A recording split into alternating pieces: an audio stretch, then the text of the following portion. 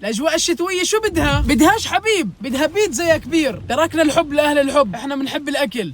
اليوم تجربتنا من مطعم عبارة عن باب. بالعادة المطاعم اللي بتكون بس باب بتطلع لك أذكى أكل، والله العجينة طرية والمكونات فريش. تعال نشوف المطر مع بعض. اغلب الناس بالجوها بتبلش تدعي انه يصير معاها مصاري تتزوج. تعرف انا شو بدعي؟ يا رب اكل بدون ما انصح. طبعا يا جماعه عندهم جميع انواع المعجنات اللي بدكم اياها. عندهم نوعين برجر، لحم واسكالوب، والحلو الموضوع اللي بيعملوه بالعجين. يا جماعه هاي مسخن، طلعوا كيف عاملينها.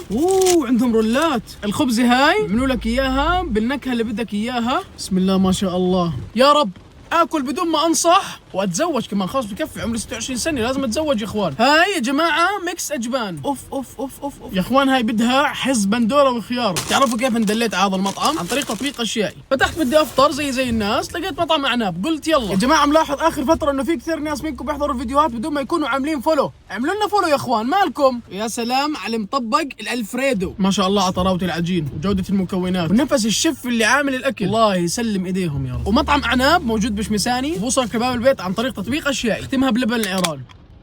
برضه بنسى اخذ العلبه.